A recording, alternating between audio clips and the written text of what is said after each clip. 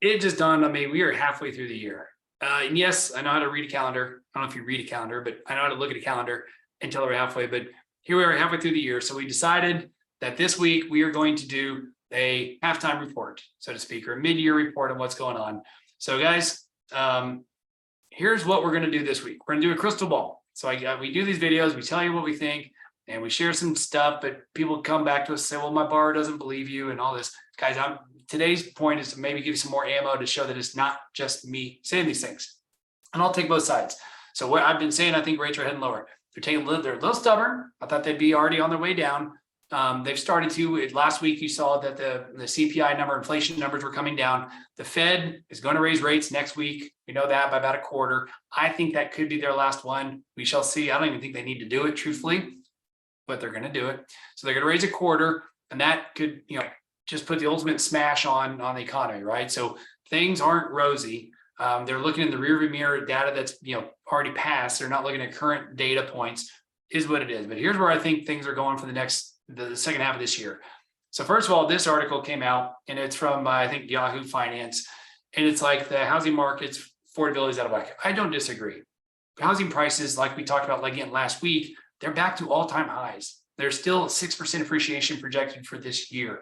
So it is expensive to buy a new home. I feel sorry for the first timers who are coming out, and for what I paid, 10, 15 years ago. I'm starting to sound like, my parents, like, oh, I bought my first house in 2003, and I did in 2003, and it was 1,400 square feet, and it cost me $112,000, right? Now that's a $400,000 home. It's ridiculous. So I understand affordability is a problem. There's no question. I don't know how to fix that. I'm just telling you, the bubble in the housing prices is not the fix right now. I don't think that's happening. There's still too many people, especially here in Dallas-Fort Worth, that want to be homeowners that don't have homes. We don't have the supply to meet that. But here's some data that's going to say like, oh, there's going to be some massive correction soon. This isn't 08. We've talked about it over and over, but this is showing that point. Affordability is out of whack thanks to the 40% spike during the pandemic. Again, we know homes are expensive. So now how do you fix affordability? Either prices come down or rates come down, right? That's all you can do. That's it. So I don't think prices are coming down anytime soon. So let's talk rates. Here's a bunch of different, if you guys want to use them, go out there and grab them. These are predictions from Fannie Mae. A 30-year fixed rate mortgage is going to be 6.6 for Q3. That's slightly below where we have been. So it's trending down. Realtor.com says near 6 by the end of the year.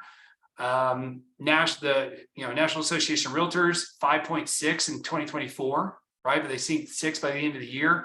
So all these are saying about what we said. I think my prediction, and I've said it, and I got to bet with a few of you out there, I think we'll see a 5 point something by the end of the year. That was my guess. Again, the banking crisis and other things, debt ceiling kind of didn't help me out in Q2, but I do think rates are coming down as inflation comes down. So we shall see. But take any one of these if you want. Take this whole screenshot, send it to your buyers. It sounds like the general consensus rates will be near 6 by the end of the year.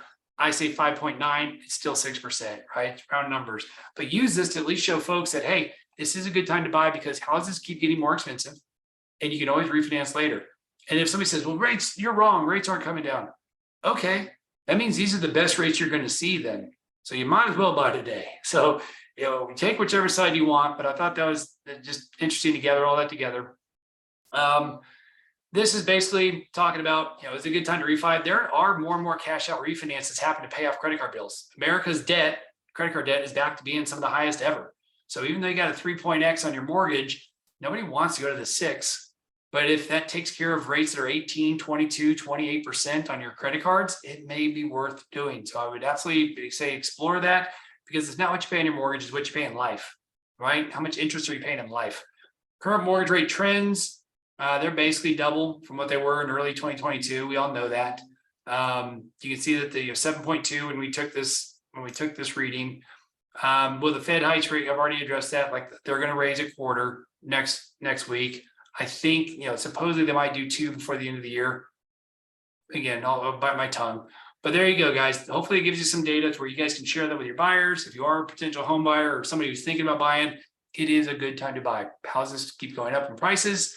Homeownership is awesome. There's a lot of financial reasons. There's a lot of emotional reasons. So if you guys have questions or need us to help in any way, share this with somebody, subscribe, all that fun stuff you're supposed to do on social. As always, love to hear back from you when you think mortgage. think Mark.